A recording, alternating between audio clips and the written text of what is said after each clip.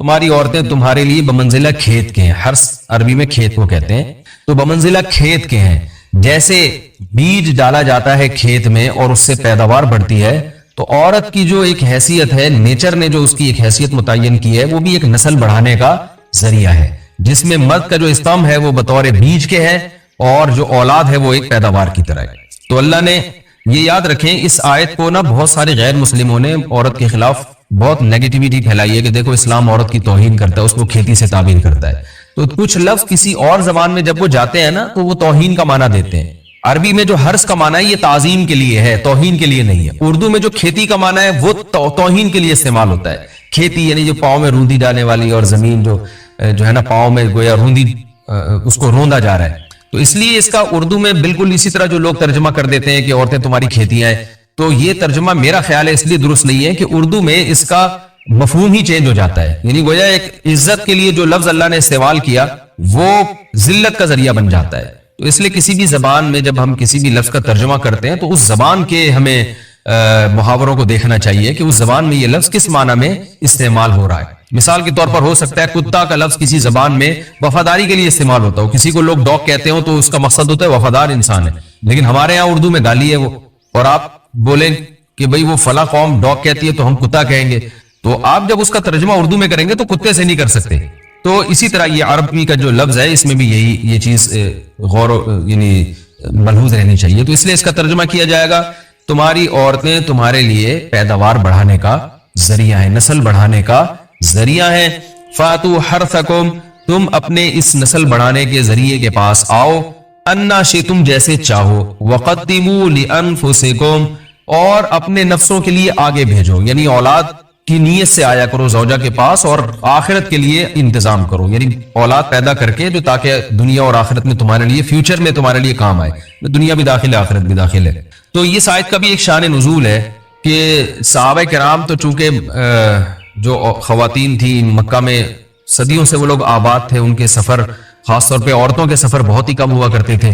تو جب ہجرت ہوئی ہے اور جو ہے نا ہجرت کر کے بہت ساری صحابیات مدینہ آئی ہیں، تو مدینہ میں ان کے نکاح دوسری قوموں میں ہوئے، پھر انصار صحابہ سے بھی ہوئے.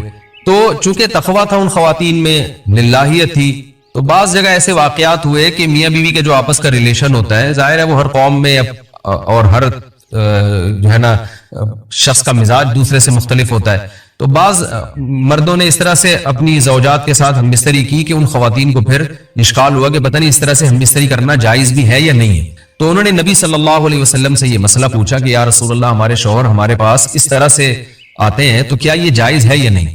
تو ان کے سوال کو بھی مبہم رکھا گیا اور قرآن نے اس کے جواب کو بھی کنایتاً بیان کیا، کیونکہ مسئلہ بظاہر ہے زوجہ سے جو ہم بستری ہے وہ صرف اسی راستے میں جائز ہے جس سے اولاد ہوتی ہے، کیونکہ عورت کو اللہ نے بنایا ہے نسل بڑھانے کے لیے. تو کوئی بھی ایسا ہم بستری کا طریقہ اختیار کرنا جو نسل بڑھانے کا ذریعہ نہ ہو، یعنی وہ نیچرل نہ ہو، تو وہ حرام ہے. تو اس میں اللہ نے یہ حکم دے دیا.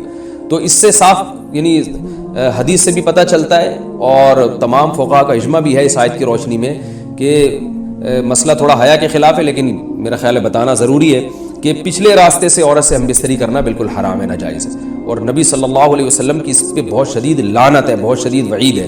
تو یہ بالکل اللیگل ہے اسلام میں کہ عورت کے پچھلے راستے سے اس سے ہم بستری کی جائے. جو لوگ لڑکوں سے بدفعلی کے عادی ہوتے ہیں ان کو یہ ایک چسکا لگ جاتا ہے، تو یہ حرام ہے، ناجائز ہے، کیونکہ اللہ نے بتا دیا کہ یہ تمہارے لیے بمنزلہ کھیت. مفتی طارق مسعود کے بیانات کے لیے طارق مسعود آفیشیل کو سبسکرائب کریں. طارق مسعود آفیشیل.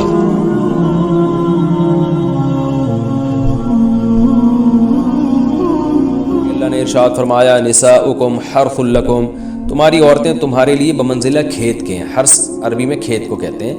تو بمنزلہ کھیت کے ہیں، جیسے بیج ڈالا جاتا ہے کھیت میں اور اس سے پیداوار بڑھتی ہے، تو عورت کی جو ایک حیثیت ہے، نیچر نے جو اس کی ایک حیثیت متعین کی ہے، وہ بھی ایک نسل بڑھانے کا ذریعہ ہے، جس میں مرد کا جو اسپم ہے وہ بطور بیج کے ہے اور جو اولاد ہے وہ ایک پیداوار کی طرح ہے. تو اللہ نے یہ یاد رکھیں، اس آیت کو نا بہت سارے غیر مسلموں نے عورت کے خلاف بہت نیگیٹیوٹی پھیلائی ہے کہ دیکھو اسلام عورت کی توہین کرتا ہے، اس کو کھیتی سے تعبیر کرتا ہے.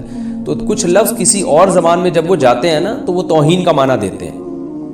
عربی میں جو حرث کا معنی ہے یہ تعظیم کے لیے ہے، توہین کے لیے نہیں ہے. اردو میں جو کھیتی کا معنی ہے وہ توہین کے لیے استعمال ہوتا ہے. کھیتی یعنی جو پاؤں میں روندی ڈالنے والی، اور زمین جو ہے نا پاؤں میں گویا روندی اس کو روندا جا رہا ہے. تو اس لیے اس کا اردو میں بالکل اسی طرح جو لوگ ترجمہ کر دیتے ہیں کہ عورتیں تمہاری کھیتیاں ہیں، تو یہ ترجمہ میرا خیال ہے اس لیے درست نہیں ہے کہ اردو میں اس کا مفہوم ہی چینج ہو جاتا ہے. یعنی گویا ایک عزت کے لیے جو لفظ اللہ نے استعمال کیا وہ ذلت کا ذریعہ بن جاتا ہے.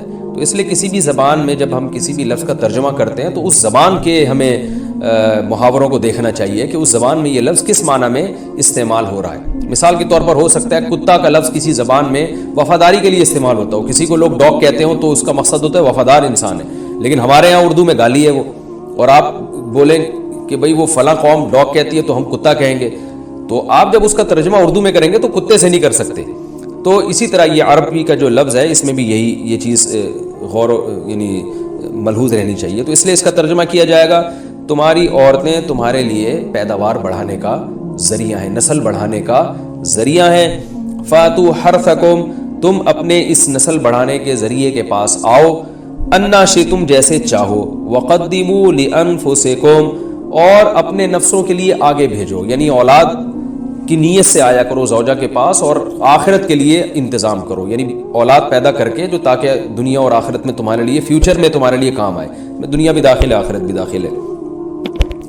تو اس آیت کا بھی ایک شان نزول ہے کہ صحابہ کرام تو چونکہ جو خواتین تھیں مکہ میں صدیوں سے وہ لوگ آباد تھے، ان کے سفر خاص طور پہ عورتوں کے سفر بہت ہی کم ہوا کرتے تھے. تو جب ہجرت ہوئی ہے اور جو ہے نا ہجرت کر کے بہت ساری صحابیات مدینہ آئی ہیں، تو مدینہ میں ان کے نکاح دوسری قوموں میں ہوئے، پھر انصار صحابہ سے بھی ہوئے. تو چونکہ تقویٰ تھا ان خواتین میں، للہیت تھی، تو بعض جگہ ایسے واقعات ہوئے کہ میاں بیوی کا جو آپس کا ریلیشن ہوتا ہے، ظاہر ہے وہ ہر قوم میں اور ہر جو ہے نا شخص کا مزاج دوسرے سے مختلف ہوتا ہے. تو بعض مردوں نے اس طرح سے اپنی زوجات کے ساتھ ہم بستری کی کہ ان خواتین کو پھر اشکال ہوا کہ پتہ نہیں اس طرح سے ہم بستری کرنا جائز بھی ہے یا نہیں ہے. تو انہوں نے نبی صلی اللہ علیہ وسلم سے یہ مسئلہ پوچھا کہ یا رسول اللہ، ہمارے شوہر ہمارے پاس اس طرح سے آتے ہیں تو کیا یہ جائز ہے یا نہیں. تو ان کے سوال کو بھی مبہم رکھا گیا اور قرآن نے اس کے جواب کو بھی کنایتاً بیان کیا، کیونکہ مسئلہ بظاہر حیا کے خلاف ہے. تو قرآن جب بھی کوئی ایسی بات ہوتی ہے تو اشارتاً کنایتاً اس کا تذکرہ کر دیتا ہے تاکہ مسئلہ بھی واضح ہو جائے، کیونکہ ظاہر ہے اس کی ضرورت تو قیامت تک آنے والے انسانوں کو پڑ سکتی ہے نا. یہ تو ہر میاں بیوی کا اپنا ایک ذاتی مسئلہ ہوتا ہے کہ ہمیں کس طرح سے پرمیشن ہے، کس طرح سے پرمیشن نہیں ہے. تو اللہ تعالیٰ نے بھی اشارتاً ہی اس حکم کو قرآن میں بیان کر دیا، اور قرآن میں اس لیے بیان کیا کہ تاکہ اس میں کوئی اجتہادی اختلاف کی گنجائش نہ رہے. تو اللہ نے قرآن مجید میں بیان کیا، فرمایا نساؤکم حرث لکم، تمہاری جو ازواج ہیں، تمہاری جو بیویاں ہیں، وہ تمہارے لیے بمنزلہ کھیت ہیں. کھیت کا مطلب کیا ہوتا ہے؟ پیداوار بڑھانے کا ذریعہ. تو اس میں سب سے پہلا مسئلہ تو قرآن نے یہ بیان کر دیا کہ زوجہ سے جو ہم بستری ہے وہ صرف اسی راستے میں جائز ہے جس سے اولاد ہوتی ہے، کیونکہ عورت کو اللہ نے بنایا ہے نسل بڑھانے کے لیے. تو کوئی بھی ایسا ہم بستری کا طریقہ اختیار کرنا جو نسل بڑھانے کا ذریعہ نہ ہو، یعنی وہ نیچرل نہ ہو، تو وہ حرام ہے. تو اس میں اللہ نے یہ حکم دے دیا. تو اس سے صاف یعنی حدیث سے بھی پتہ چلتا ہے اور تمام فقہاء کا اجماع بھی ہے اس آیت کی روشنی میں کہ مسئلہ تھوڑا حیا کے خلاف ہے، لیکن میرا خیال ہے بتانا ضروری ہے کہ پچھلے راستے سے عورت سے ہم بستری کرنا بالکل حرام ہے، ناجائز ہے. اور نبی صلی اللہ علیہ وسلم کی اس پہ بہت شدید لعنت ہے، بہت شدید وعید ہے.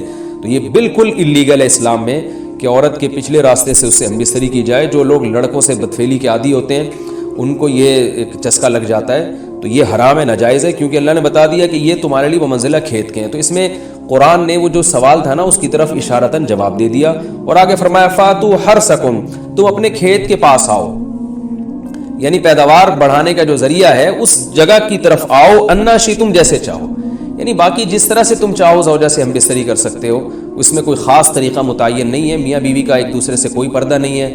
ہن لباس لکم وانتم لباس لہن، یہ دونوں ایک دوسرے کے لیے لباس ہیں. تو اس میں طریقہ کار کوئی بھی ہو سکتا ہے، کسی بھی طرح سے کرنا چاہو ایک دوسرے سے لطف اندوز ہو سکتے ہو. لیکن فاتو حرثکم، آنا موضع حرث میں ہے. حرث کا مطلب وہ اس جگہ کی طرف آنا ہے جہاں سے نسل بڑھتی ہے، کسی اور راستے کی طرف، اس سے صاف طور پر جو ہے نا وہ جو فاسق فاجر لوگوں